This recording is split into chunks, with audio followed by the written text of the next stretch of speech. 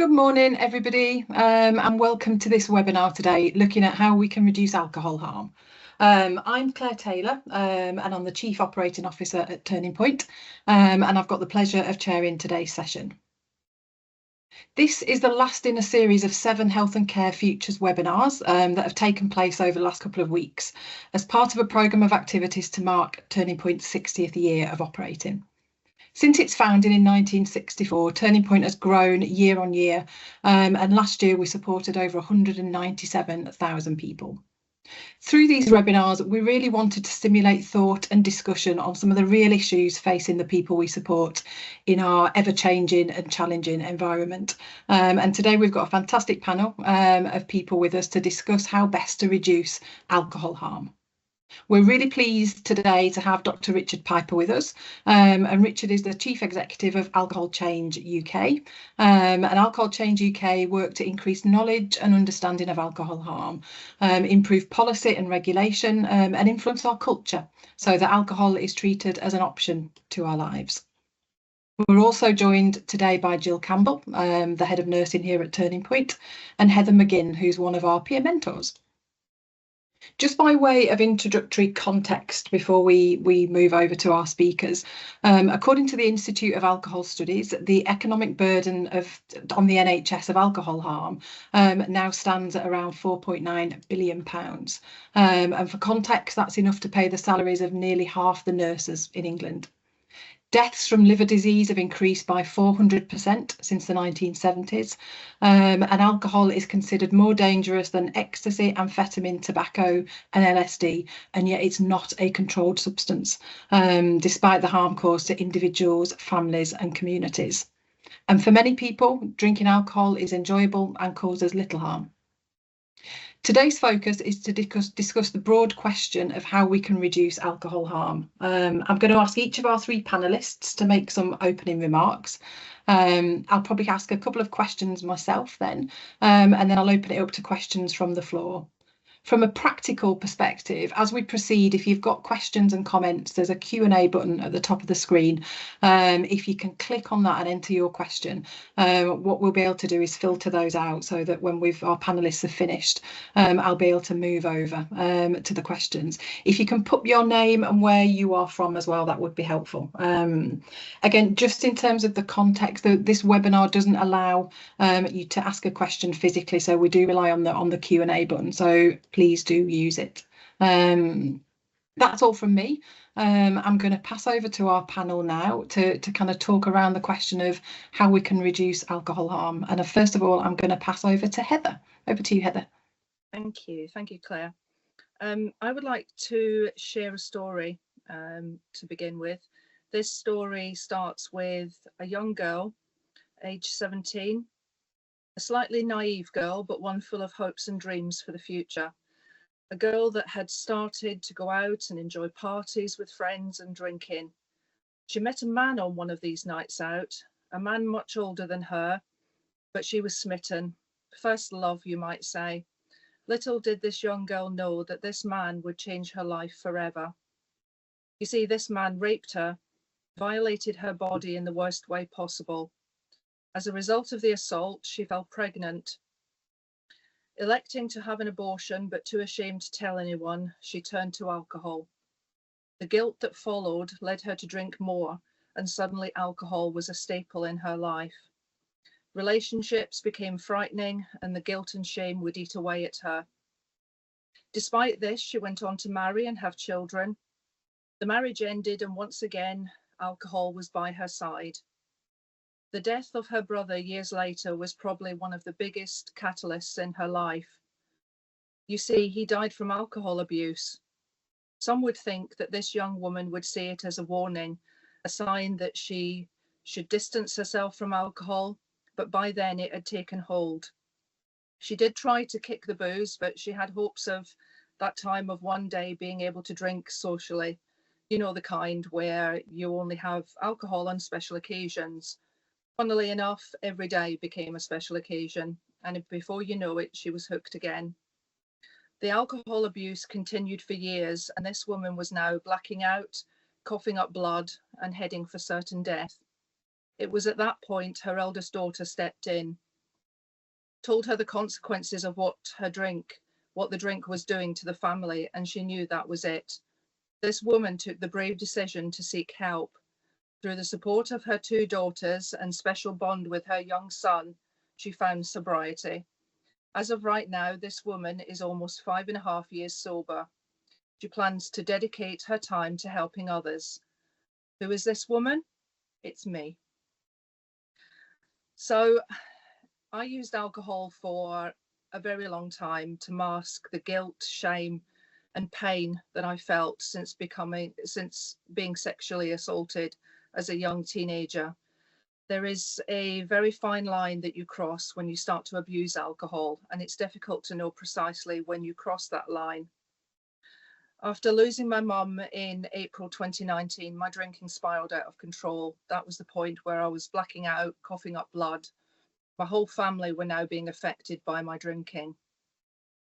I used alcohol to kill the pain and anguish I was suffering. I was, by the beginning of May 2019, wanting to feel numb rather than dealing with the immense grief of losing my mum. My GP told me to stop drinking, and then the antidepressants would work. Who knew?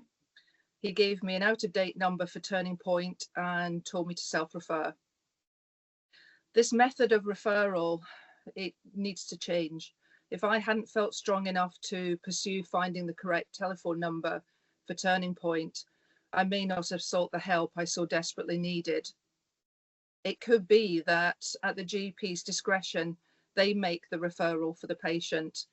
A clinical practitioner would be an invaluable middleman, so to speak, between GP and Turning Point.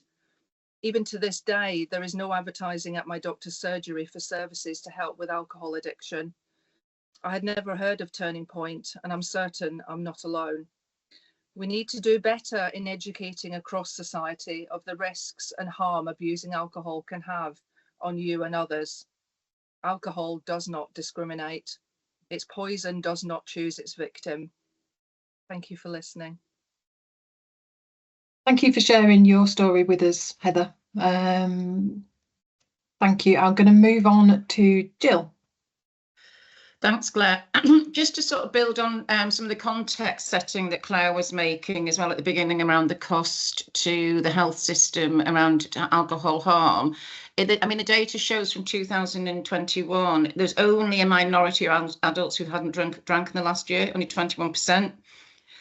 And as a context, and we'll talk, and I'm sure Richard will pick up on this a bit more as well, there is actually no safe limits of alcohol. I think we probably could do better in terms of getting that message out, but I'm going to focus on a bit more about how we can do better in the treatment system across the piece.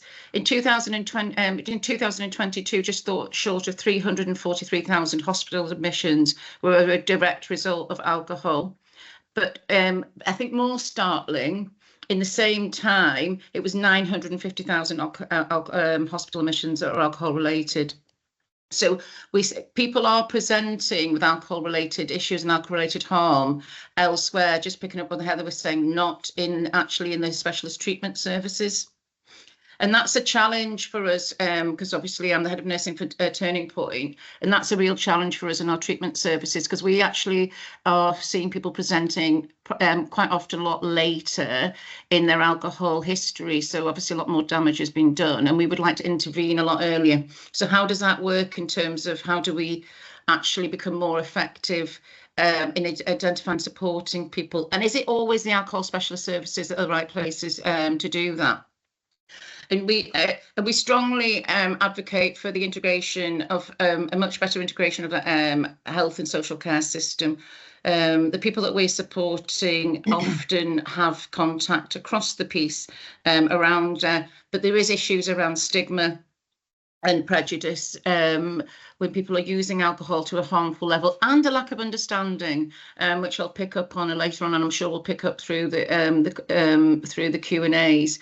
So we've got there's a lot of, obviously not everybody obviously, but there's views of it being self-inflicted, the alcohol use, and therefore not the issue for those either health and social care providers and only for specialist services. I think there's sometimes a lack of understanding what the alcohol-related conditions are and the impacts that alcohol can have on an existing condition, and really exploring what those conversations are. And what we'd, to really support this is, I think, training and support for all of those health and social care staff, and a basic minimum requirement of an understanding around the impacts of alcohol-related harm. And we have screening in GPs, but interestingly, from Heather's experience, that isn't as universal, as effective as it could be. And often it'll be a screening and no further exploration, or a suggestion that you stop drinking, which is, if it was that simple, people would just do it. But this, we would want to see this much more in A&Es, in children's services, in across the piece, rather than just sitting in the primary care function, and an ability to be able to really pick up and support those individuals. There's lots and lots of evidence, really good evidence around harm reduction techniques, and how to reduce people's drinking. And actually, we would work on the premise that there's no safe limits of alcohol use, but we also understand that if somebody's be drinking chronically in high levels, actually reducing that will reduce the harm for those individuals. It's about working in a really person-centred way with those individuals, but having that person at the centre of that. Our service users are vulnerable. They're not seen as vulnerable. There's, like I said, there's a stigma towards that. And we should be putting those, they have to engage in so many aspects of the treatment and health system, that we should put those people at the centre of that, and we should work with them in a collaborative way. And that's around the barriers that a lot of our service users experience as well. I mean, one example being around mental health, and I'm sure there'll be people in here that will be in the who've joined to confirm that. So we often see the people that we're supporting having not able to access mental health services because of their alcohol consumption and this bouncing around. So they're not able to support or address any underlying issues because there's the barrier around alcohol use, and that is stigma. That is, there is ways of working with people who are using alcohol harmfully in a mental health setting, but there's a stigma associated with that.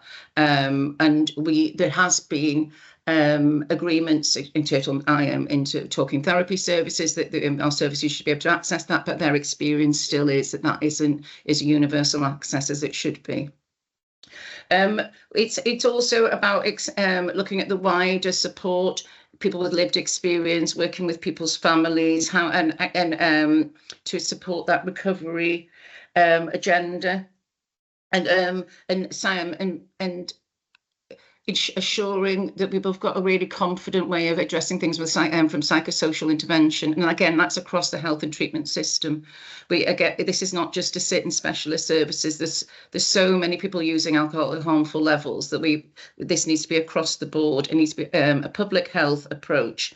So it's not just it's a whole, all of our issue to support, rather than that person as an individual or the specialist treatment service. The specialist treatment services, we're here to support people who are unwell and drinking hazard and harmful levels, but there's a whole cohort of people out there that we can support in the wider health and treatment system. And I think the question for all of us is how do we bring that together? I think we really need an alcohol strategy from the government. I think that's essential. We need to see something along the lines. I know the drug strategies come and there's alcohol mentioned in there, but it requires to be much more broad ranging, in including not just a treatment element but the legislative element and the role of the local authority. So I'll leave it there and I'll hand you back to Claire. Thanks, Gill. Just a reminder for everybody before I move over to Richard that if you have any questions or thoughts, to please post them in the Q&A section, which there is a button for at the top of the screen. A couple of comments for you, Heather, just to thank you for sharing your experiences and your story from. We can't see you all, unfortunately, but from people on the webinar. And I'm going to pass over to our final guest speaker, Richard Piper. Over to you, Richard. Thanks very much. Thank you very much as well for sharing, Heather, and for your thoughts, Gill. So I wanted, first of all, just to sort of say happy birthday to Turning Point and to honour and celebrate the work you've done over the past 60 years. You're an inspiration, in my view, as an organisation to many of us. So thank you for all you do, and will continue to do. I wanted to make 5 brief points in the hope that one of those 5 as a minimum might interest those who are here and then stimulate discussion. But I'm going to be very brief with each point. I'm not going to go and kind of give too much detail, then we can come back to those in the discussion. The first is to pick up, I think, on something that Gill has very eloquently talked about, which is what we sometimes called alcohol harm across the drinking spectrum. It's very easy to have a very alcohol dependency focused view of alcohol harm. But we know that hazardous and harmful drinkers they're not just at risk of dependency. It's not just that they're hazardous and harmful drinking. It means they're a risk for a later harm. There's actual harm happening right there and then. And I think it's really important to understand that alcohol harm is context dependent. So we might think, 6 units. What's 6 units? It's nothing, right? 3 pints. If you get in a car after you've had 6 units, that's completely that can lead to death. That can lead to death for you or someone else. And although it may not seem serious to some people, if you've gone out for lunch at work and had 2, let's say, large glasses of wine, sort of 250ml glasses of wine, which is easy to do in some industries, that's common. You're going back to work with 6 or 7 units in your system.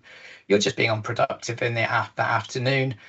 We know that the UK lags behind most of the Western world on productivity and what's called presenteeism, so being present but not particularly productive.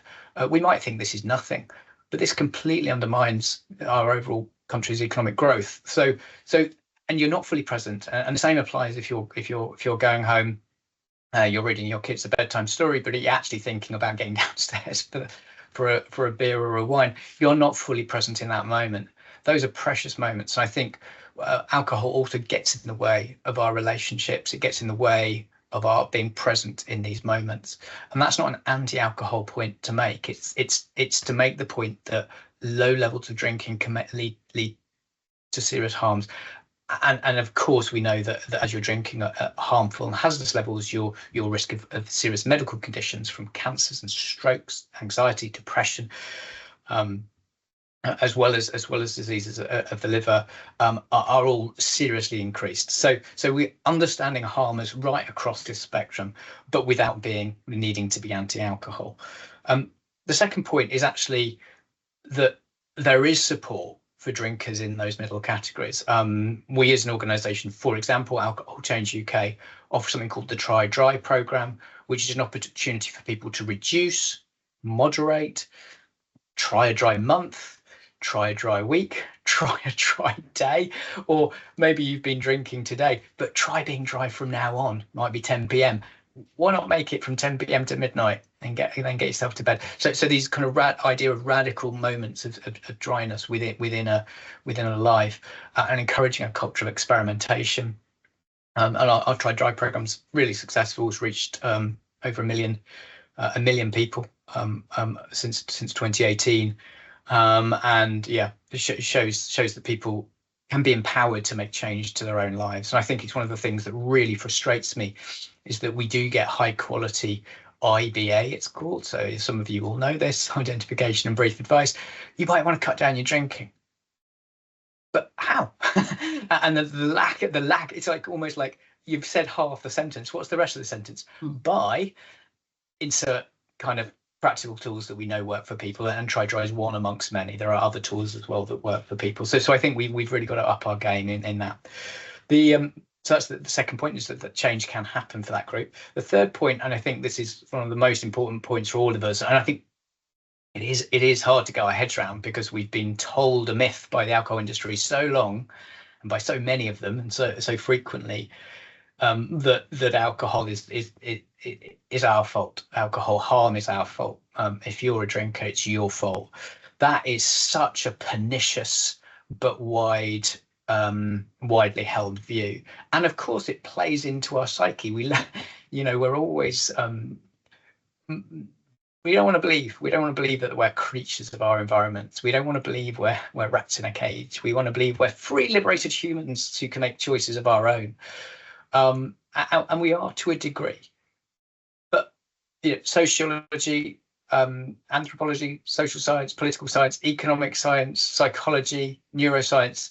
There's a massive global consensus across all of those sciences that we are creatures of our environments. If you change our environments, our behaviours change.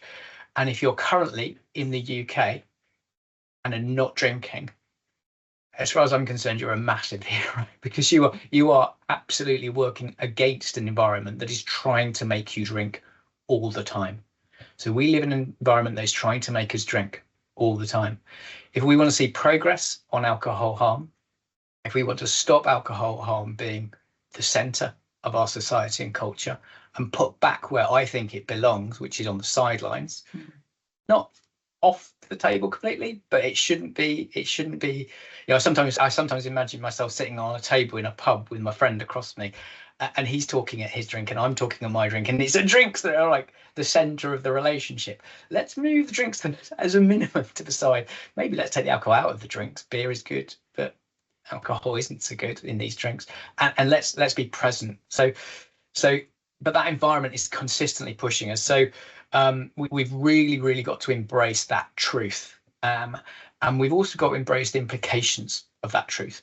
The implications of that truth, that the environment shapes our behaviours, is that we need to change our environments. And this is particularly challenging, I think, in a treatment context. I think it's so important that we value individual behaviour change. It's so important that we celebrate and applaud individual empowerment and individual achievements. But we can do that at the expense of also talking about how we also need to change the environment. So I suppose that what this is for me is a massive plea for both and thinking when it comes to individuals and the environment, rather than either or thinking, pretending that only one of them matters, which is absolutely nonsense. So the implications of the environment and matter mean we need two other things. We need, and these are my two final points, we need policy actions. We need action from government at a national and local level to change our environments. And that needs to be bold, it needs to be ambitious, and it needs to be effective. And the good news is we know what works. Many other countries across the world already have stuff in place that works. We just need to copy what works. We're so used to thinking that the way things are in the UK is natural or normal. It isn't. And it isn't even natural or normal historically speaking. Like how things are in alcohol marketing now compared to 30 years ago is absolutely mental. People come here and go, what are you doing in this country? You're allowing alcohol marketing outside primary schools. You allow alcohol marketing on kids' phones. You've got higher brand recognition of Captain Morgan's rum than Captain Birdseye Fish Fingers amongst 12-year-olds. You're allowing alcohol marketing on all your sports, music festivals that are around, surrounded by kids. That isn't normal. That isn't statistically normal. If you look at countries' controls across the world, we're an outlier. And we've got a complete Wild West when it comes to regulation of alcohol marketing, and of course labelling, the fact there's nothing on our labels, and pricing, a race to the bottom, who can produce the strongest, cheapest drinks to keep people hooked. So we need our government to stand up to the alcohol industry and take action to shift our environment. And my final point is culture. It is easy to always point the finger at governments, but we've also want to look at ourselves. What are we doing in our daily lives to decenter alcohol from the norms? Whether that's in our workplaces, where that Christmas party just shouldn't have free alcohol, or if it's going to have free alcohol, it should be at the back in small quantities, and there should be large quantities of free and better promoted alcohol-free drinks, by which I mean all types of alcohol-free drinks, including orange juice and cokes, as well as sort of beers and so on. We've got to look at sober shaming. We've got to look at the way that so many of us, and I did this, I put my hand up to this when I was drinking heavily. I thought people not drinking was some sort of an affront to me. That's mental that I thought that, but I did think that, and many people think that, and I think we actually have a societal problem with that, which we call sober shaming, where you're not allowed to be someone who doesn't drink, and you're endlessly having to justify not drinking in a way you don't obviously have to do with cocaine or cigarettes. So we also need our culture to change. So those are my 5 quick points. Alcohol harm across the spectrum. There are ways to deal with it. There are programs that exist. The environment that we live in matters, and to change that, we need action on policy and we need action on culture. Thank you, Richard. We've got a couple of questions that have come in. So before I move over to those, I just had a couple I was going to ask myself, really. And it talks to your latter point, I think, Richard, about given our obsession with alcohol, the fact that it's everywhere. You know, you've got to go to an airport at 7 in the morning and every bar is open. We use it to celebrate, we use it to commiserate. It's in the fabric of our kind of society. How can we best land some of the messages around the harm that alcohol does cause with the general public? What do we know what works? Because, you know, we know from the history with smoking and kind of tobacco, the pictures of lungs on cigarette packets and various other things, and the impact that had. What's the research around how best we can have some of these conversations? Well, maybe if I venture a first response to that question, Claire, but I'd be really interested to hear what Gill and Heather have to say as well. We've just completed a major piece of work. It took us 3 years on the framing of alcohol harm. And what we were trying to do there was work out almost the answer to that question. How can we talk about alcohol harm in a way that changes public attitudes towards alcohol harm, but also towards action on alcohol harm? And as a result of that, we identified 6 framing recommendations, we call them. One of them is about using the center stage metaphor that I talked about, where we put alcohol at the center of things. It's a really simple metaphor, but it's not extreme. It's not saying get rid of it. It's saying let's center the things that really matter to us as humans, which is each other, or relaxing, or downtime, or nature, or just human connections, as opposed to centering alcohol. And actually it really rings true for people that we do put a particular chemical at the center of our lives, and it is kind of it works as a frame because it shows how odd it is for us to do it, but without people feeling they're being blamed. Judgmental or blame centric framings are also really unhelpful, so we found that. Another frame that we found was really, really helpful was about the truth, the fact that we as a society are not being told the truth about alcohol. And it is very easy to wag the finger and to foam at the mouth and get incredibly cross with the alcohol industry. But ultimately, we live in a democracy. We have a state. The state should be able to control out of control companies. It should be able to stop sewage, going in our rivers. And it should be able to stop poison going into our bodies, or at least stop the glamorization of that, which I think is the key. And we should be told the truth about alcohol harm. And I suppose that leads the final point I'd make, Claire, in relation to your kind of question is people don't want to hear about poison and they don't want to hear about addiction. So what I've just said is probably really poor framing. What people want to talk about and what people want to hear about is that harm across the spectrum point. That's the thing that seems to unlock for people that this is relevant to everybody, that we could all feel better, we could all feel much more present, we could all have more energy, we could all be sleeping better, we could all be spending less money, we could all have richer quality relationships. Some of those low level, what people might think of as low level things, are actually what unlocks things for the wider population. And because there's so much shame and stigma around alcohol dependency, that leading with alcohol dependency, when we think we're talking about alcohol harm, can actively undermine public support for action, because those members of the public immediately do that thing that we all do. Don't want to blame the members of the public. We're all members of the public. We all do this in other fields.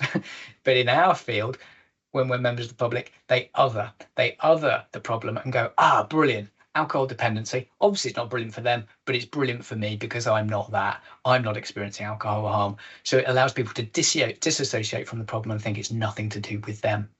So talking about those lower level things, whether it's headaches, anxiety, feeling a bit meh, spending a bit more than you expected, not just consuming an extra, 1,000 calories on the beers, but the extra 900 calories on the kebab on the way home that you promised yourself you wouldn't, the bad decisions that you can make in those situations, that sort of stuff that feels relatable is actually really, really powerful at unlocking this story of alcohol harm. I was going to say, linking it to everyday life, as you've just said, in terms of language, situational kind of examples like you've just used, I can really see that being a better way as leading with disease and addiction, which is, you know, as professionals, sometimes we have tended to do. And I just want to be really clear, I'm not saying we shouldn't talk about disease, we shouldn't talk about addiction, and we shouldn't talk about dependency. I'm not saying don't talk about them. I'm saying how we lead with things and bring that in later into the conversation in context, then people are ready to hear it. So just to be clear, I'm not saying we shouldn't talk about dependency. No. The study, I'll come on to Gill and Heather in a second. The study that you mentioned that Alcohol Change UK have done, is that, I'm just thinking of maybe a link to your website we can post in the Q&A. Are those resources available there for people who might be on the call and interested? Absolutely. So it's a piece of work we've done for ourselves. You know, we're one of the biggest communicators around alcohol harm in the UK. We're the second most visited website after you know who. I'm talking about DrinkAware, in case you're wondering. We are, of course, not funded by the alcohol industry, and we're completely independent. And this framing project was designed to help us, but we committed right at the start of that project to make it freely available to the entire field. And we'd love people to look at it, use it, and take it where they want to take it. So I'll put a link, I'll put a link into the chat. Perfect, thank you. Gill. Yeah, I think it's really interesting, just pulling what Richard and you were saying, Claire, about actually applying it to applying those conversations to the everyday life. I think we have had a tendency in the past. There is research around there, you know, how to associate alcohol harm to individuals. So I think it was NHS England had done some around, if you talk to women about how it impacts on the looks, it has more of an impact in behaviours. But actually, I think in the past we've become too specific, and it really leans into, it might affect somebody else's looks, but I'm still amazing. Was actually talking about alcohol impacting in a relevance that you can see impacts on you in terms of the lack of presenteeism, you know, the impact it has if you're going to a party and, you know, the next day is going to be wiped out, or you're not going to be able to do as much as you wanted to do, or you wouldn't be able to do something in the evening. It's all of those, and it's sort of a motivational point of view in terms of always looking at the benefits of reducing your alcohol use or eliminating any alcohol use, rather than focusing on necessarily the negative impacts all the time. That just comes, like you say, Richard, that comes later on, because that is a material benefit, isn't it? You know, that you're not causing yourself any harm. But actually there's an immediacy as well that's really important to engage people with, and to try things out. And we've always struggled from a public health point of view. What's the message? What's the message that suddenly everyone's going to reduce? Or we'll put things on labels, or we'll tell everybody how many calories there is, or we'll talk about the impact in terms of sleep, relationships. It's all of those things, and it's about tailoring a message that speaks to people in all of those aspects. And then when you're talking to the individuals, and as well as talking about before, being really, really personalised in terms of those conversations about what, how do they live their lives, how they work, and how to work for those. But from public health messages, I don't think anything's really off the table, but leading, and it's the same with all harm reduction, isn't it? And it's the same with all types of dependency. There is this othering all the time. That isn't me. I'm not one of those. So therefore, I don't need to listen to this. And it's about putting into the perspective of, well, 79% of the population who drink alcohol frequently, from and you know, to speak to those people, not to the perception of the people who are severely dependent. Mm-hmm. Heather, I don't know if you had any thoughts on this topic based on your sort of experiences looking back, what might have made a difference? I mean, I was just thinking about the fact that, you know, you see, we're all influenced by advertising, or certainly I know I am, and a lot of other people are. And the advertising at the moment for alcohol is alcohol sexy. Alcohol is this wonderful thing that you can have at the end of a day. You have it with friends, you have it as a celebration. So all the advertising that I see is positive for alcohol. There's no negatives. There's nothing that says this could kill you. There's nothing that actually says that anywhere. So growing up, I lived in Scotland. I lived in a town with a small town, might I add, with 11 pubs in it. So for a starter, I was challenged. But that said, that I've never seen, excuse me, any advertising that says alcohol's bad for you. So on the TV, there's never any, there's all the alcohol being presented by, you know, different actors and actresses, and it's seen as socially acceptable. There's nothing that actually, you know, shocks me, nothing that says, gosh, this could happen. You know, you see, there was a big drive on, you know, what could happen if you drink and, excuse me, drove your car. So there was a big, you know, there's a big drive on that, and it was, a lot of people were shocked to see it. You know, the results of getting behind the wheel after having a drink, you know, and there's a guy standing there and he's looking over and he can see that he's killed his best friend. Now that shocked me, seeing that.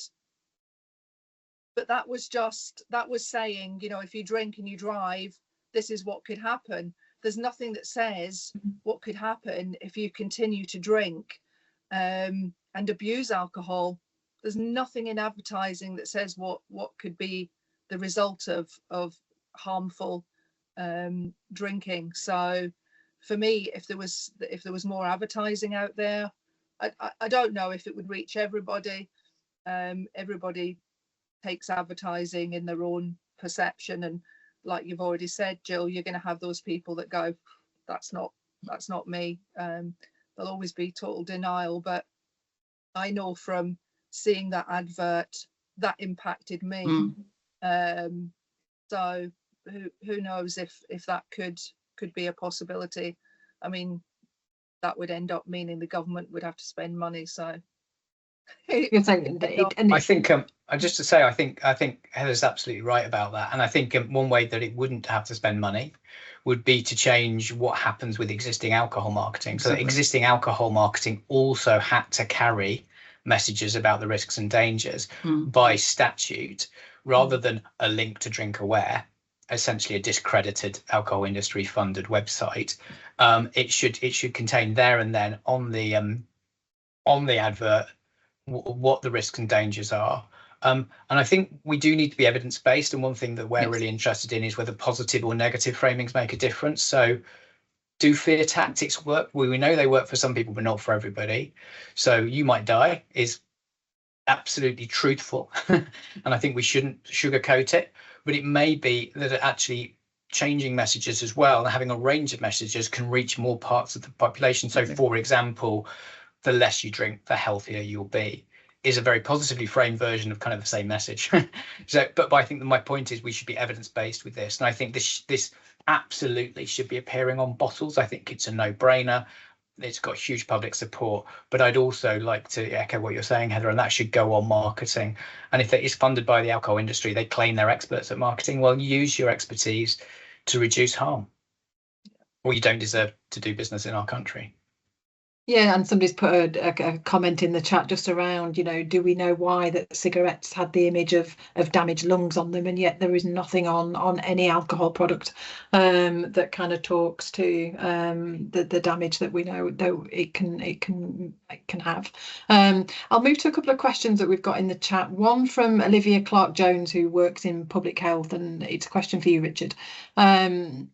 And it relates specifically to, are you aware of any movement on including health as a licensing objective within the Licensing Act itself, in terms of being able to kind of have it in statute? So the very short answer to that is no, we're not aware of any movement currently within the Home Office on that particular point. But we're also not hearing from the Home Office what we were hearing 6 months ago, which is alcohol's a low priority, nothing to see here, we're not got any plans. We're now hearing alcohol is a priority for this government. Reducing alcohol harm is something we want to do. We're looking at options. So there's been a complete shift in mood music around that. We're not we're not being complacent about that, and we're not going, oh, brilliant, it's all going to be fine. We're going, okay, well, this is an opportunity, but we're going to be up against huge lobbying from like we were on alcohol duty last week. Probably £1 million spent by the alcohol industry. We spent about 50 quid, but we've got to fight against that kind of lobbying. But I do think there is possibility for this, and the Home Offices have indicated an overall look at licensing legislation, which is quite exciting. So many people will know that the Licensing Act itself is really out of date. It doesn't mention, for example, online deliveries at all. It's basically a pre-internet licensing act. We know that huge amounts of alcohol are actually delivered to the door. Large percentage of alcohol is delivered to the door within 2 hours. We have no licensing legislation currently that can deal with that. And completely support Olivia's point about a licensing objective. It would give public health colleagues real teeth, if you like, in that room, in those conversations. There is mixed evidence from Scotland where it exists, so I think it's important. We're very evidence based, and we've got to ask everyone else to tell the truth. We've got to tell the truth ourselves. But I think some of the evidence need to look a bit more detail. It may be that how it's being used. There may be areas that are using it effectively and areas that aren't using it effectively. It doesn't mean the tool itself is unhelpful. So yeah, we would support that tool, i.e. a licensing objective and the Licensing Act, as part of a wider look at the Licensing Act. Thanks, Richard. We've had a couple of comments and questions in the chat relating to fetal alcohol spectrum disorder, and obviously no safe limits within pregnancy itself and the harm that that alcohol can cause. Do we do enough to make the link in our education, kind of promotional training, the kind of the work that we do at the moment around alcohol, or is there more we could do to make that link clearer for people? I mean, I definitely think so, Claire. It was interesting because that research came out, I mean, it's a while ago now, but when they're from the chief medical officer, they asked midwives if they knew about what safe alcohol limits were in pregnancy, and 50% of the midwives didn't know that the actual advice was to have no alcohol limits in pregnancy. So there was a huge drive. So if the actual midwifery had that message hadn't filtrated through, where is it in the wider community? And there's definitely more we should be doing about that. There's been some great work done in Greater Manchester around promoting and working with substance use teams, but actually we're not, the specialist services aren't where that message necessarily needs to go, because all the service users, the women we speak to, know they're harming the fetus from the levels of alcohol that they're consuming.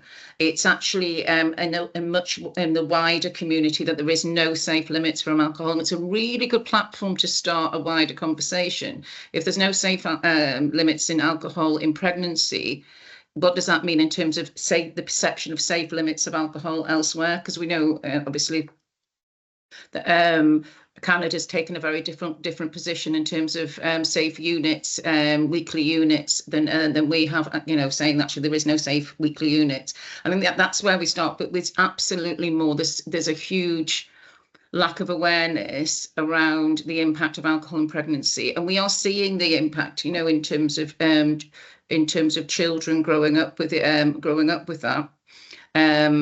through the system, not through education, and through children's services. But the specialist services obviously can play a role, but that is definitely really firmly sits within that public health and conversations around the profile need to be raised. Because actually, if you're planning to be pregnant as well, which not obviously everybody does plan it, but if you are planning to be pregnant, eliminating alcohol is a really important part of that. Thanks, Jill. There's a couple of questions that reference young people, and obviously, in terms of how can we best have conversations with younger people about alcohol harms, and you talked about framing earlier, Richard. Are there any thoughts on what more we could do at an earlier stage to kind of create a better awareness of alcohol when people's career in drinking might just be starting, in terms of experimenting with alcohol? Yeah, I think it's a really common response. If we want to tackle alcohol harm, let's target young people. And I kind of get where it comes from, and I'm not saying we shouldn't. And actually, we do. There's a lot of good content in schools. There's also, I'm sure some of you are aware, content in schools that is produced by the alcohol industry, and they're not teaching you the dangers of drinking. They're teaching you how to drink safely, how to drink well. It's assumed that you'll drink, and that stuff should not be in our schools. Ireland have made great progress on removing the alcohol industry from education in schools. We need to do the same. But actually, young people are not the major problem we're facing with alcohol harm in society. It's easy to think that they are, but they're not. The group, well, particularly the cohort that's currently over 45 to 65, and the cohort that's 65 to 85, so sort of baby boomers and Gen X, those two generations, those two cohorts, are the two heaviest cohorts we've ever had as far as records go back in relation to drinking levels. And that's the groups that have been drinking for 20, 30, 40 years, and are experiencing the greatest harms, and also have the strongest drinking culture. Younger people nowadays are drinking, fewer people are drinking, so fewer young people are drinking. More of the young people who are drinking less. And there is a cohort of young people that are drinking the same as everyone always did. So it's not a universal issue at young people, but there is a group of young people for whom drinking remains a problem. But yeah, we really should be focusing our efforts on those at middle and older age, particularly that 45 to 65 age group. You know, there are people in that age group who, you know, have caring responsibilities upwards, downwards, and many of them are working in challenging careers. This is a group we need to be fighting fit. We need to be looking after, actually. And it's a group that often we forget about, and we kind of think, well, that's the group that's meant to carry the rest of society. But this is a group that's really struggling with its drinking. This is the group where people are, you know, full of liverworts. Liverworts are full of people in that age group. This is a group of people who kind of are falling over with strokes, falling over, developing alcohol-related cancers, committing suicide under the influence of alcohol, and just living a really not brilliant life with alcohol surrounding kind of so much of what they do, and they're dependent on the concept of alcohol as well as dependent to a degree on alcohol in their lives. So I think, yeah, it's not that we shouldn't do stuff with young people. I think we already kind of do. We do need to clean it up so it's free from industry influence, and is good high quality materials. But we probably mainly need to focus on the older groups. Gill, you talked a bit about it at the start, and I think you did to Heather as well, about kind of access into treatment, or at least that kind of first signposting. What more can we do for the system to work in a truly integrated way? Because obviously, you know, there's the provider landscape, there's GPs, there's A&E, there are lots of different touch points in which people may come into contact with and have the opportunity to talk about their drinking. And I'm not sure how well they do. You mentioned, Heather, that the GP was quite, not dismissive, but didn't proactively support your referral into a service. It was left to you. And I'm just wondering what we could all do a little bit differently to make that easier. Yeah, I mean, certainly, like I said, there's no leaflets, there's no advertising, certainly at my GP surgery, for services that can help. Certainly the GP that I saw, and I'm not saying this is going to be the same for everyone, but he was very dismissive. He told me that I was likely depressed because I was drinking and my antidepressants weren't working, so I just needed to stop drink. There wasn't time for that conversation with him about why I was drinking. There was nothing more than, these are the services that can help you. If you think you have a problem, here it is, goodbye. And that was the extent of my help from the GP. And of course, then finding out the number was out of date, you know, that to a lot of people, and I've said this since, I could have seen that as a sign. You know, I could have just said, well, you know, even the doctor can't give me the correct number, so why should I bother? you know. So it was only because I'd been faced with a difficult conversation from my eldest daughter, who could see what it was doing to me and the family. So I kind of had that determination, but not everybody is going to have that. Not everybody is going to say, right, okay, I'll pick up the phone and I'll make that referral. There's a huge gap where people are just going to not do that. And for a lot of people, picking up the phone and even admitting that they might have a problem, there are still people coming into services who are still in denial of having anything like a dependency to alcohol. You know, they just want to clean it up a little bit and so that they can get back to some kind of social normality as they see it. So yeah, there's massive gaps there. I recently managed to get an appointment with she's called a clinical practitioner, and she seems to be this go-between, because she can't sign off a prescription, but she could sit there and talk to me for I was shocked, 45 minutes about everything that was bothering me.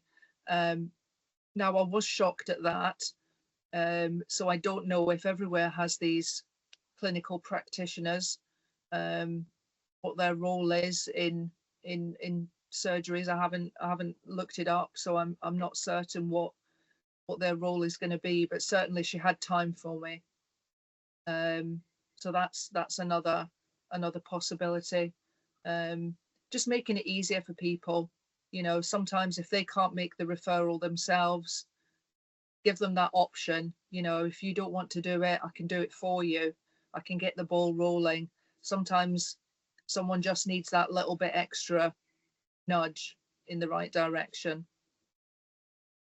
Thanks, Heather. Gill? Yeah, I think there's a number of approaches. As I said at the beginning, what requires is a recognition of the scale of what the harm alcohol is doing in terms of the impact on the treatment system and the health and social care system, and we're not there yet. And there's a few things that people might be really surprised at, and clinicians won't be. One, that we don't really get an awful lot of training in substance use and alcohol use in our nursing training, medical training, and psychology. There's not a huge focus on considering what the impact is and how wide ranging alcohol use is, and where you will see that as a clinician. You'll expect to see that is wherever you go as a clinician. There's not a real focus on the training, and that's only one small cohort of people. But so it's a symptom, isn't it, of actually that lack of recognition of what the impact is. And I would like to see, well, we talked about it before, we do need, like I say, a really clear alcohol strategy, but I would like to see something very similar to the process of when Hep C, around Hep C elimination, when there was a huge focus on that in terms of a requirement of providers to work together in a really monitored and managed, and the expectation was really clear that substance use providers are working together, the treatment services were working together. There was an outreach. We were working with the Liver Trust, and they were doing the outreach, and acceptance that destigmatizing Hep C, offering hope, and that's what we should be doing around the alcohol. Around how do we reduce alcohol harm, is offering hope, but having a real clear mandate that that there's an expectation that everybody works really closely together in that treatment system, and there's a requirement of a minimum set of skills and knowledge base around, because we're missing opportunities all the time in terms of, and Richard, you mentioned it earlier, in terms of brief interventions. A brief intervention isn't going, oh, you should stop drinking. That isn't a brief intervention. A brief intervention is an evidence-based practice with a number of aspects to do, which does actually work, but doesn't require a huge amount of training and support and supervision to deliver. And these things, sadly, should be mandated across the health and social treatment system as a requirement of each practitioner to deliver. Thanks, Gill. Richard, I don't know if you wanted to come in. We're going to reach the last couple of minutes of the. I agree with everything that's been said. I'm not going to add to that. I'm going to add one further point. I think builds on what's been said, but I just think we also have a marketing problem. I think it's easy to talk about. We do talk about 1 in 6 people who need alcohol treatment receive it, and we sometimes talk as though the problem there is funding and provision. There's massive problems with funding. We've got to sort the problems out with funding. I'm not undermining those points, but this 1 in 6 figure, 1 in 6 people who are currently dependent on alcohol seeking treatment, it's a marketing problem. It's not that the need's not there, it's that the demand isn't there. And the story of what is alcohol treatment, how does it work, who's it available for, how do you access it, the basic story of that still isn't landing amongst our public. And we tried to do some of that communication, but I think it needs a system-wide response. We need to be celebrating its successes, encouraging people to do it, absolutely destigmatizing it. We want to be in a problem situation where the demand for that is overwhelming, and the government has to stump up the money to properly fund it. That would be a great position to be in. So yeah, better marketing, better communication about how to use what this system is. People just think there's rehab, and that's for celebrities, and there's AA, right? And both of those are valuable parts of the treatment system, but local authority commissioned free alcohol treatment services that work are sort of, what? Never heard of that. Bonkers. And do you think, we're just a couple of minutes, do you think that would kind of help shift the conversation a bit in the public? We've talked a lot, there's a lot in the media about mental health and normalising conversations around mental health, and I do see us making progress in that area, very slowly, but I think it's much more, people are much more open to sharing and talking about their mental health. Can we get to the same position where it's more normal to talk about alcohol, the damage it's doing, the harm it's doing, and having conversations around, are we drinking too much with groups of friends on a Friday night? And that's where I think we need to get to. And I guess would any of what we've talked about today really help with that? Great question. I mean, yes, I think is the answer, really. If you want me really, really brief, I think, yeah, we need more people to stand up and talk about their stories like Heather's done. We also need people to stand up who may be, I suppose I'm an example, someone who kind of, I didn't ever go to alcohol treatment services. I never saw myself as an alcoholic, and I wouldn't at all associate with that phrase. I don't talk about myself as being in recovery, but I was a very heavy daily drinker for 30 years. And I'm now someone who doesn't drink at all, and I feel brilliant. And I just think we need more of that. But we know how scary abstinence is to people who are still stuck in an alcohol culture. So I think we also need to be much more embracing of cutting back, cutting down, taking it easy. All those kind of messages, which I know are challenging and I know are controversial, but for me it's about stepping stones. The end point for many people will actually be abstinence, but sometimes if you lead with that, or you make that a condition of engagement, we all know that can turn people off and we can lose people. So letting people find their way to that themselves rather than imposing it on them up front, to me, is the smart way to do that. Thank you. Any closing comments, Gill or Heather, before we it was just picking up on the demand, actually, because we are seeing a huge increase in demand in alcohol specialist services, particularly since COVID, and a lot of people are a lot sicker. And I suppose from our perspective, our concern is, the people who do know where we are, have got the right phone number, have managed to navigate around where it is and what does it mean. And we're seeing I think it's 26% increase since 2021 on our alcohol numbers. If you kind of pull them all together, which is really not insignificant. But and there's still the unmet need there as well. And we want to be reaching people who want to reduce the harm but don't feel they have got to a crisis level. So there is so much out there that more that we can do. I'll leave Heather for the last. Heather, the last word to you. Yeah, I was just going to say, it is scary for people to think of abstinence. A lot of people that I talk to can't ever imagine not drinking again. It's a huge deal to them. So yeah, I agree with what Richard said about, introducing it slowly, cutting it back, taking it easy, maybe having an alcohol-free night, lead with that kind of offer. It's always going to be much better received to people, because the idea of never drinking again for most people is just alien. It's we've all grown up with, you know, the advertising and the socially acceptable, and you know, it's sat in your supermarket next to your Easter eggs and your Christmas decks.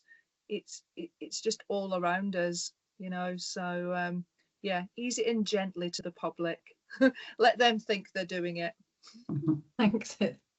Wise words to finish the webinar on. Thank you to everybody for joining us for this webinar, and the other 6 if you've joined us for any of the other Turning Point webinars. Special thanks to Richard, to Gill, and to Heather in particular for sharing her story with us today. There will be a link of this webinar available on the Turning Point website, so if anybody's interested in sharing it with colleagues who couldn't join us, please do. So thanks to everybody, and enjoy the rest of your day. Thank you. Thank you. Bye. Bye.